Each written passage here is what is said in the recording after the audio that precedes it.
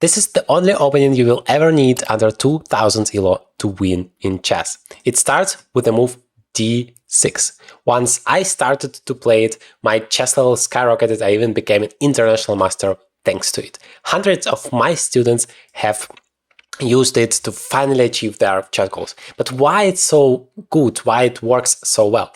Well, first of all, because it's really universal. You don't care whether they play e4, d4, or c4. You always play the same system. That's why I can confidently say that's the only opening you need to achieve 2000 elo. Secondly, you don't need to memorize stuff. It all is based on the ideas. Like you play d6, then you place one knight on f6, the second one on d7, and you go for the e5. Once you understand that is your idea, you don't need to memorize those moves. You need to understand, okay, I have to make it possible. Then you always keep an eye on that pawn because you don't want to blunder it. Once you blunder it, the entire position collapses. Okay, the next step is to develop your bishop and make short castles. Normally we develop it to e7.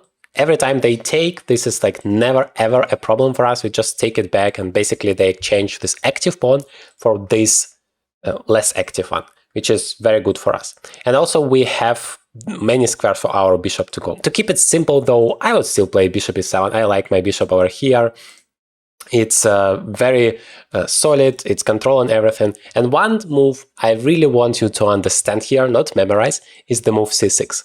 It's crucial against this knight. It makes this knight stupid.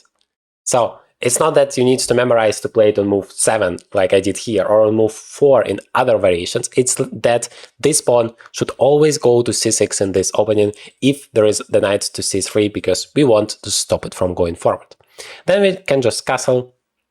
And the c5 square, another idea I want you to understand, is really cool for our knight. It's going to be very strong there, controlling so many squares, creating so many problems. For example, if the pawn is on e4 for white, we are always putting pressure on it, attacking it. I have an entire playlist on this exact opening, so you can be prepared against all possible lines, as well as my signature program 10-day opening mastery, where you can build a full opening repertoire both for white and black, all inside of one program, as well as a full month of live coaching with me is included, where I'm going to analyze your games. I'm going to play games with you, telling you exactly what you need to finally break through to come to the next level in chess.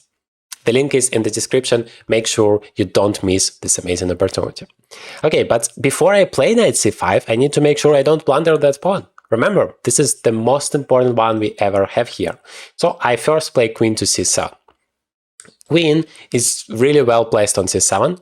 It's not possible to attack it because of this c6 pawn that stops all of the white's ideas, but at the same time it's very useful. It's controlling the d8 square, it's protecting the pawn on e5. My opponent though is smart. He is almost 2100 elo on chess.com, and he wants to attack my pawn on e5 multiple times. So for example, if I play knight c5, he might jump somewhere with the knight, although the problem is I don't really see a good square.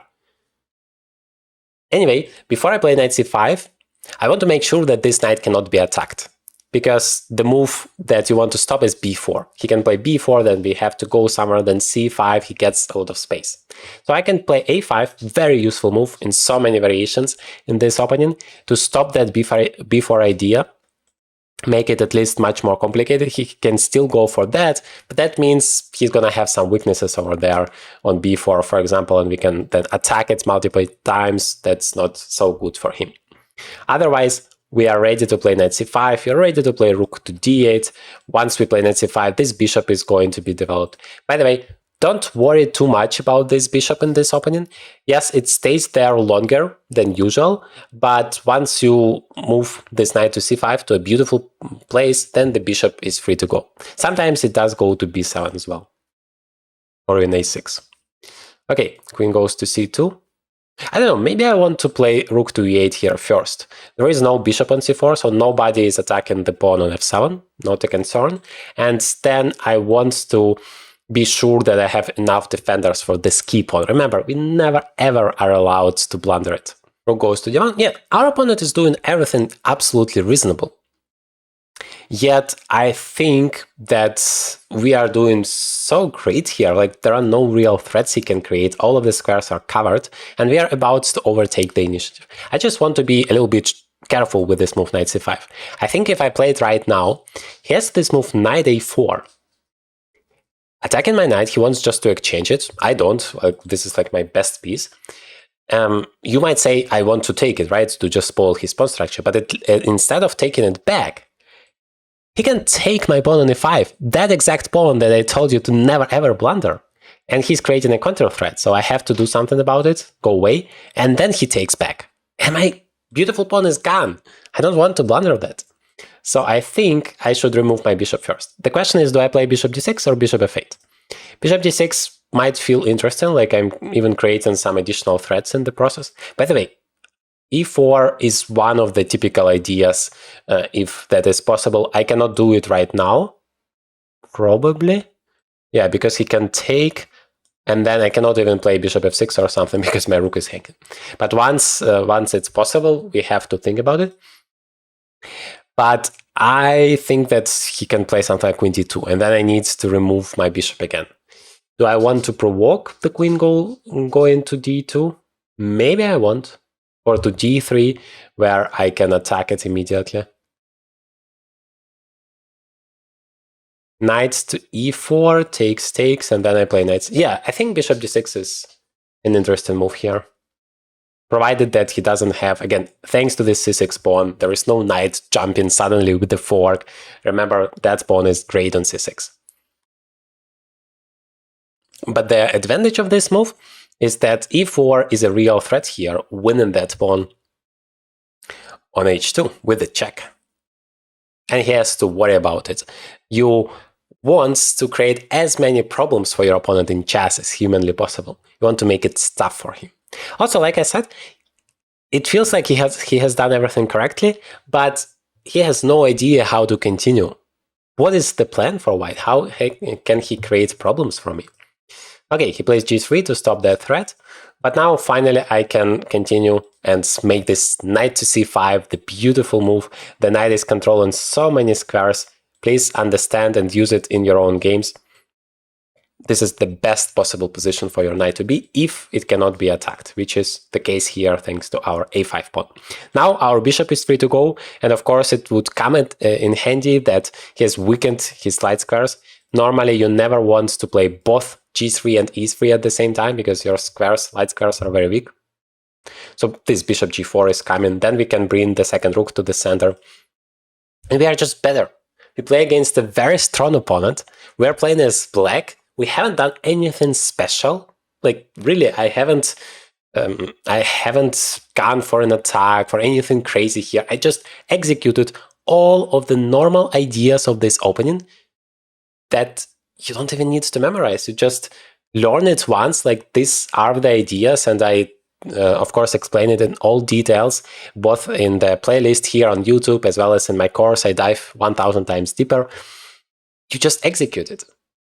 I have never seen this exact setup that my opponent played, yet I was able to still do exactly that. So many of my students finally removed their opening pain. You don't need to think what you're gonna play. You don't need to prepare different responses against different moves of your opponent. Always play the same stuff, yet it's so strong, it's so solid, and it creates so many problems for the opponent. Okay, queen c1, I don't understand that move. I have to be honest with you. I think it's the wrong way to play chess. You're not developing any pieces, you're going backwards, you're losing time, and you're not even creating any threats. At least the way I see it. Maybe he wants something like that, but you cannot even play e4 because it's hanging in the first place. And also after this move, his pieces are less protected, for example, this bishop, and that might create additional problems in some situations. Okay, all we want to achieve in the opening is to fight for the center, bring your king to safety, and develop every single one of your pieces as active as possible. This opening is perfect for us to achieve that goal. We are just one step away, whereas our opponent is, it's very difficult for him. That is why he's trying to exchange stuff. He has some space problems. All of a sudden, we are playing black and he has space problems. I'm not sure if I want to help him. with that, maybe I want just to play bishop f5. At the same time, if he has weaknesses in terms of light squares, it's good for me normally to exchange light squares bishop, so that yeah, he doesn't have any piece to help him. For example, if he plays that, then this bishop is going to cover all of those weaknesses pretty much. If I exchange it, there would be nobody. And then I can somehow bring my queen over there. Yeah, that feels very good. Let's do that. He also has to go backwards, which is always great for us. Thanks to this pawn, he cannot go forward. With his knight, he can go forward with this knight, but I have a beautiful square on e4 as well. Again, he has too many weaknesses. At first, I want to bring all of my pieces out.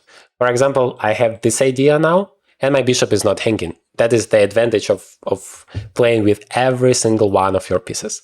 Then, once you do that, your opponent hasn't finished his development yet, you're looking for opportunities to destroy him, to go forward and to create those attacking chances, those opportunities to crush him.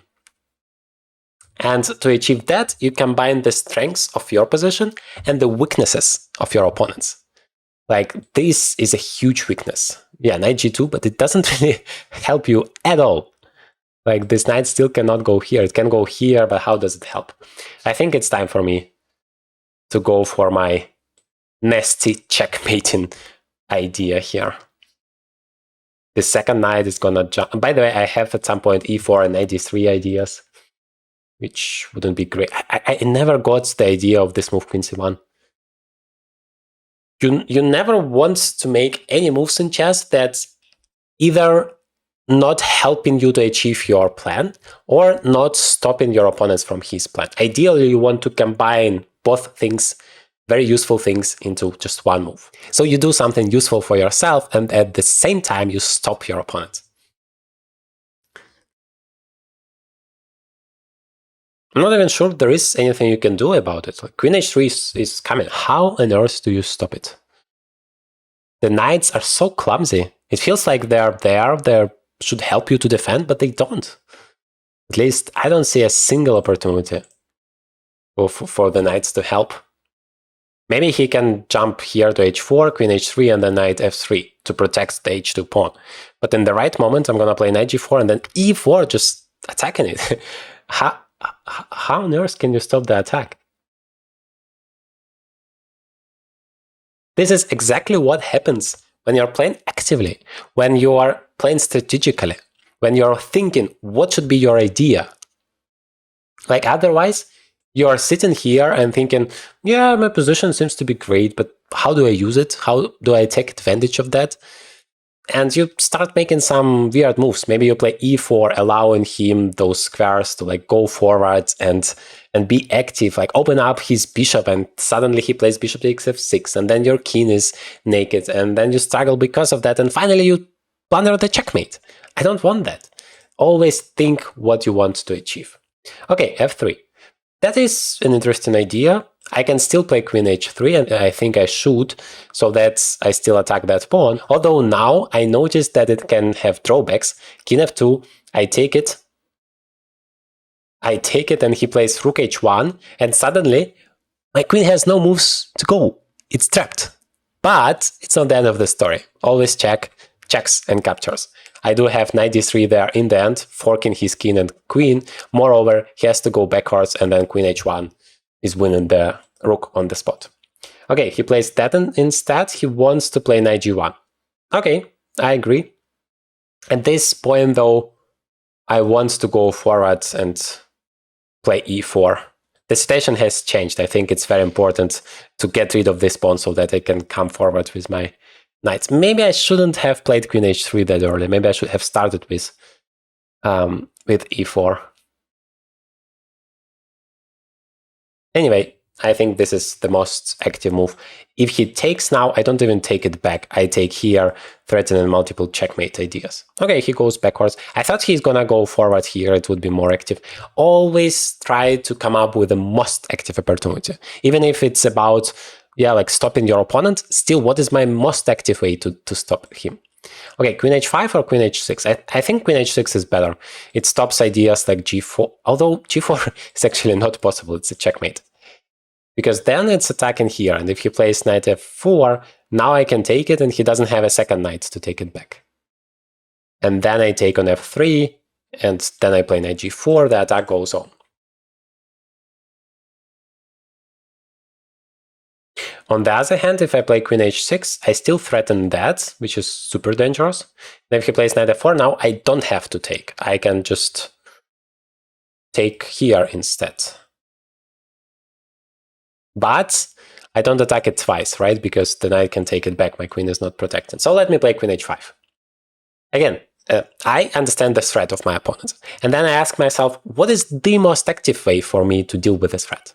Not just reacting to what my opponent is doing, but trying to combine dealing with his threat as well as creating a new problem for himself, as well as making something active, something dangerous myself. Now there are multiple threats. I just want to make this g4 square available, threaten a checkmate with just one knight there. How beautiful would that be? Knight d3 has the same idea, or takes knight e4 has the same idea.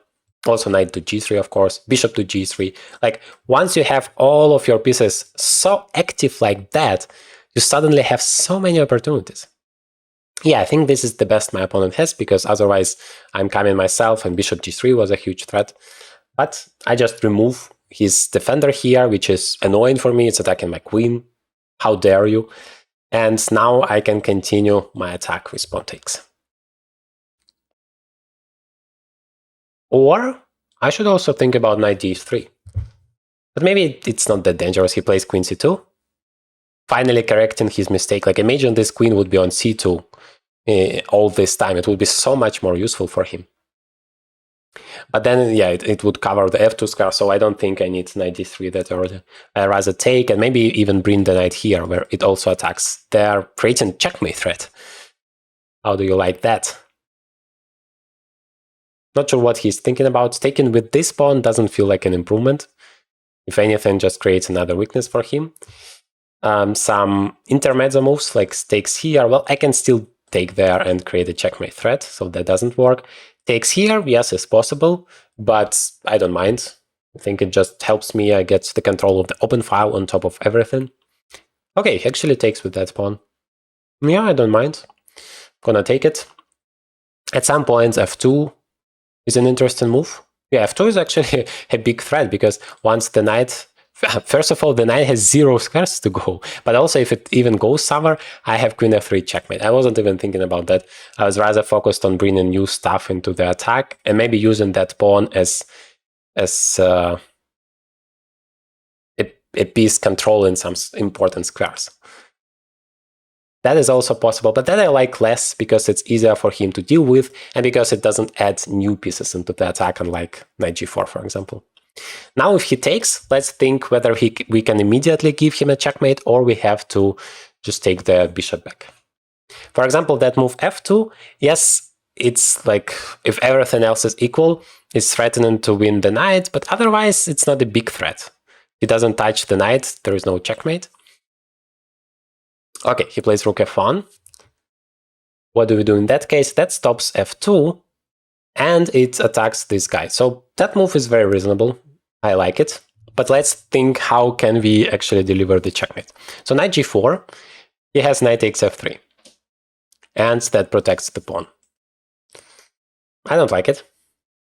I can continue with rook takes e3, of course. The attack goes on, and now I threaten to take here, delivering the checkmate. So he has to deal with it. He can play queen to c2, defending that one more time. Do I have a follow-up? Yeah, I really want to bring this knight to e4. I feel like all of that in combination, like, it would be too many pieces for him to handle. So the attack should work. Maybe I can start with knight e4, because that actually threatens checkmate in one as well. Just in a different way. But at the same time, it also threatens additional stuff, like rook to d2, like f2. Knight d3 is, of course, also possible, but somehow I like the knight less on d3. Although that achieves the f2 idea. I'm pretty sure he's gonna sacrifice the exchange then. And still, the attack goes on, knight g4, rook e3, that's absolutely crushing. But what should I choose? Knight e4, he takes, knight g3 check, king g2 takes, queen takes, queen g4 check, well, king h1 back. Okay. What if I just play knight e4 and knight g4? What am I threatening? Maybe not much.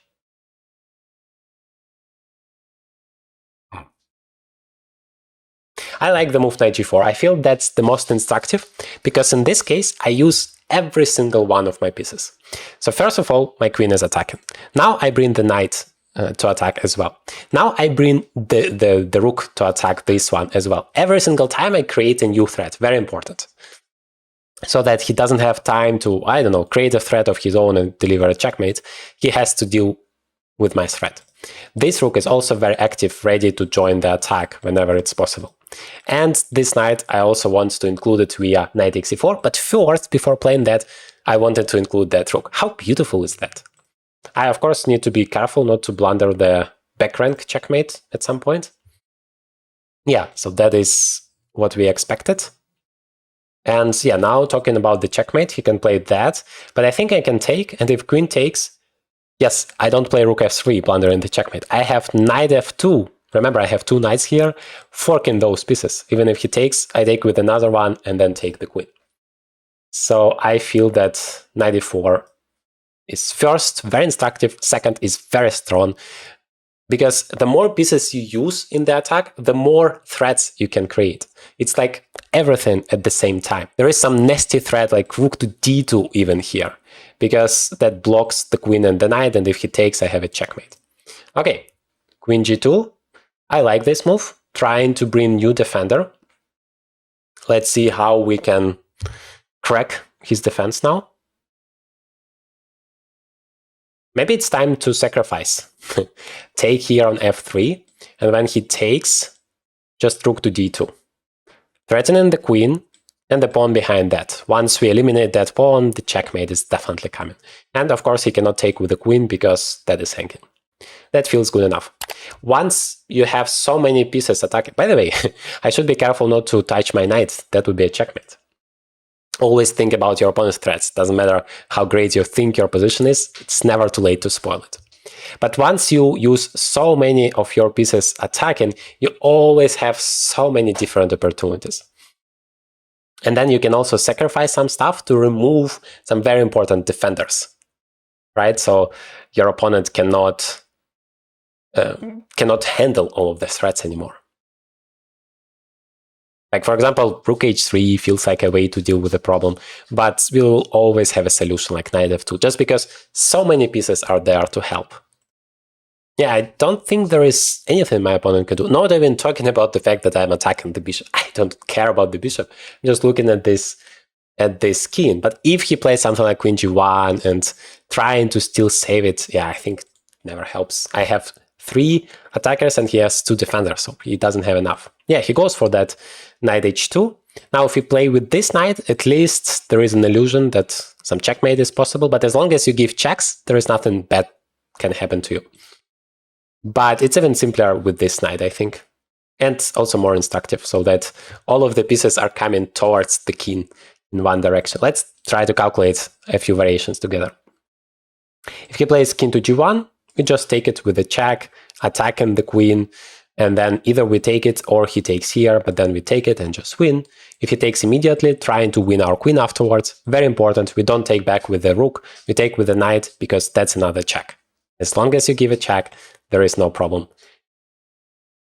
Because basically the entire position of your opponent is frozen. He cannot go ahead with his own plan. He has to deal with the threats that you have created, this check. This is why you always start considering your options with checks, because this is the most active thing you can do, paralyzing your opponent's position. And then takes yet another check.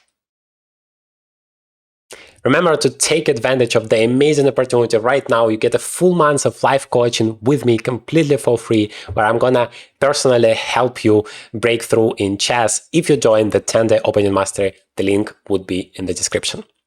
Now it's a little bit too late for my opponent to consider his options. I always find it amusing that people play so fast in the beginning of the game where it really matters. Then they get into a very bad position and then they start to think. Like this 6 minutes is a lot of time. You can play an entire game in 6 minutes, but it doesn't help you at this point when you never even developed your pieces till the end. That is why I always say the development is the key to success.